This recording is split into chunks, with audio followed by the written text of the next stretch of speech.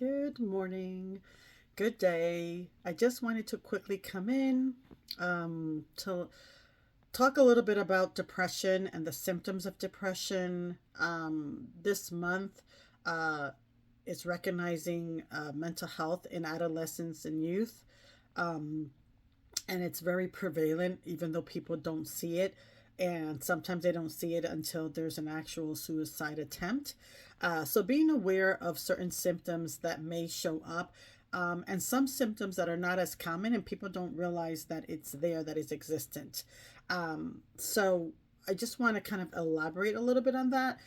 So, as far as sometimes when people deal, let's say, with chronic pain, a pain for a long time, whether it's something recent that they're having or something for a long time, long term that they've been struggling with, that is part of their diagnosis or symptoms of an ailment, that can lead to depression. So, being aware of those around you, family members, children, or even yourself, that if you're enduring any level of chronic pain, being able to seek support in friends and family in your church family, in your pastor, in a counselor, whatever it is, but being able to connect with someone to share your pain and your story, and being able to just have someone hear you, see you, and support you through your journey is going to be important instead of doing it alone.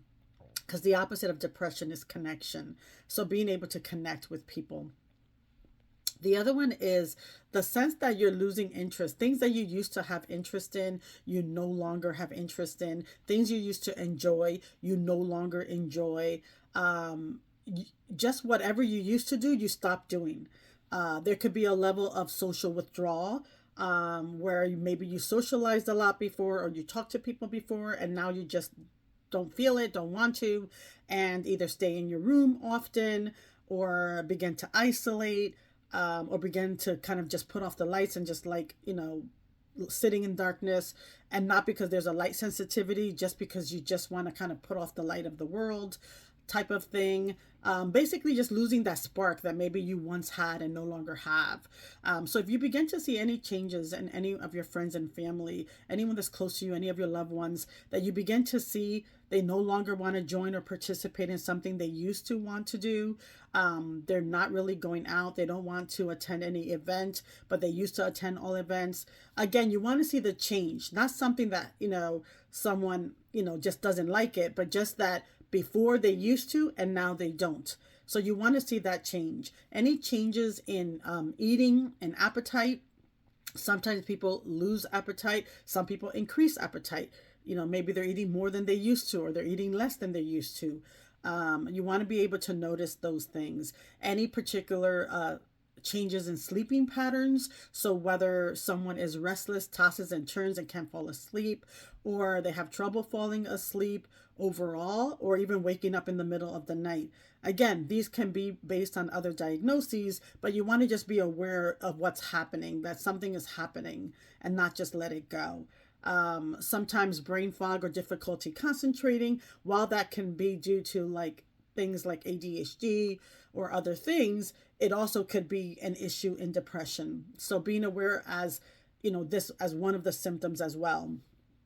And if you notice more anger and irritability, that maybe was not there before and it has enhanced, that's something to kind of look out for, because people that may suffer from depression, or even anxiety or other things, there may be this sense of just irritability and frustration, just a greater level of anger. So being able to notice those things. Basically, anyone who's sad, who's depressed, who's crying all the time, anyone who feels hopeless, helpless, purposeless, like what is my purpose, what is my meaning in life, and they begin to struggle with that, is something to be aware of.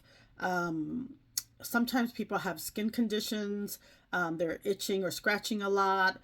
There may be a level of increased anxiety when you go through depression, and sometimes there may be feelings of guilt. For whatever reason, they may be feeling guilty of one thing or another. So being able to notice some of these things. This is not a comprehensive list. Obviously, there's more things, but these are just some things to be aware of.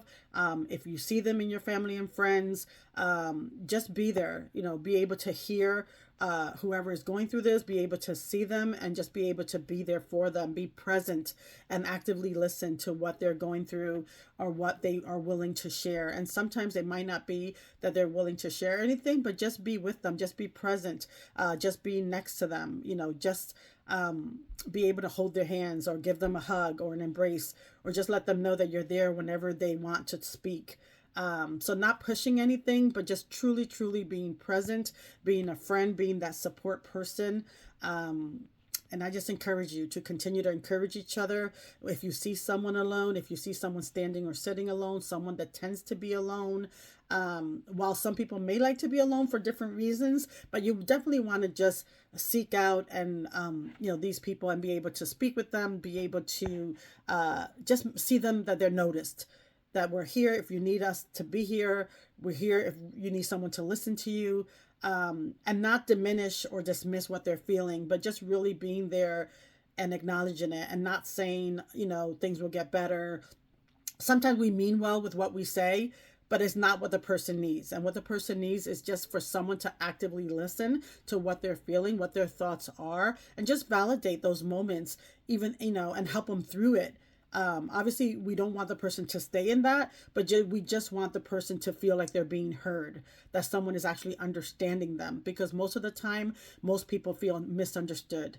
So if we can just step up and take that step in the right direction, to help ourselves, to help others, it would definitely make this world a better place. So I just pray for everyone's mental wellness, and I just pray that you heed these things and that you pray for those around you, co-workers, neighbors, colleagues, anyone that you see alone in your neighborhood, in your school.